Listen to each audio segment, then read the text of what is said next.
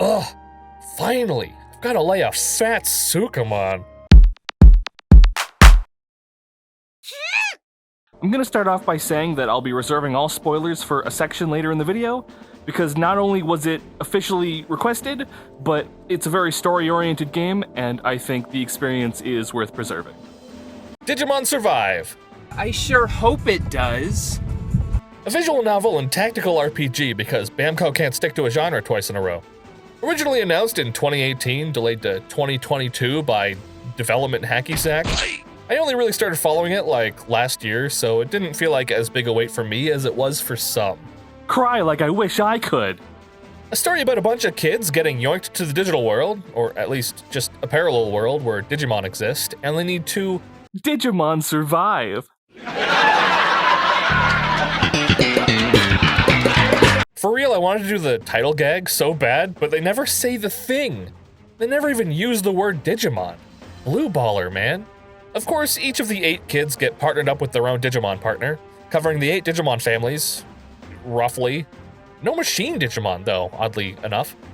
I give them props for adding a dark Digimon as a protagonist, but I find the lack of a machine a little odd when we've got everything else. The characters all have Digimon Adventure parallels, cause nostalgia stroking. Not like they're not all just good character tropes or anything, Baka. We got the older cautious one, the cold aloof one. Child. Actually kinda bummed we didn't get a Minoru in Adventure. I love that guy. The game is primarily a visual novel. They officially labeled it 70% reading and 30% gameplay. It's really funny to see the review bombing when it first came out. Like the book they bought doesn't have good enough graphics or something. Like any novel with PNGs, it's got a morality system, and you've got to navigate conversations with multiple choice answers to determine your own morality as well as your affinity to these characters. Rio, some easier than others. How do I reach these gates? And your morality actually changes what your Digimon evolves into. Tyrannomon stands, we are living! And then the other 30% of the game is a tic-tacs game. Why is it start bat?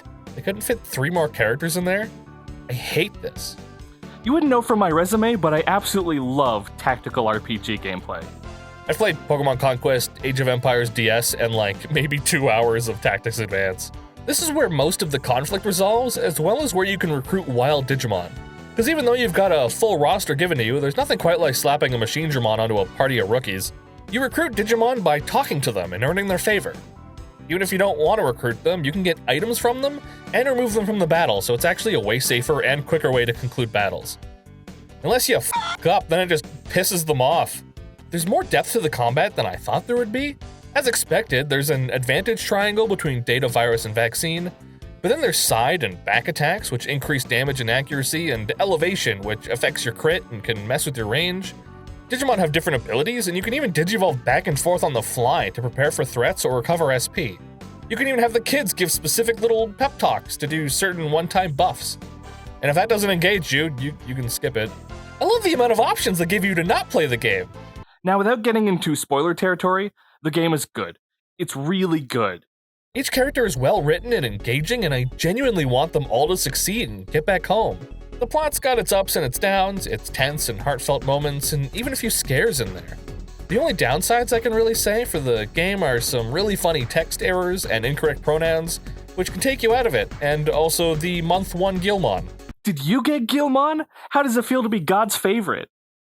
I can't even go over all the reasons Gilmon just didn't happen for most folks. The hoops you had to jump through are unique per your region. But before I get into spoilers and have half of the remaining 12% of people still watching drop off, do I recommend this game? If you are a Digimon fan and or enjoy visual novels with a light horror tone, do you really need me to suggest it? What you see is what you get. I'm just here to tell you they succeeded at it. Alright, it's spoiler time. Here's your skip. If you plan on playing it, please diverge. The story is absolutely worth it.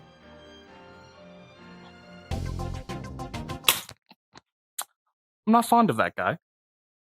These kids have got issues, man.